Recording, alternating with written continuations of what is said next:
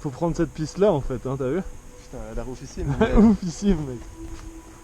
Ouais, elle est pas plus ouf que si quoi. Non. Ouais, l'ABS, enfin, il n'y a plus d'ABS. Toi tu l'as enlevé là? Ouais, c'est coupé. Bah, c'est sportif hein. Ouais. On va essayer de pas finir dans un ravin.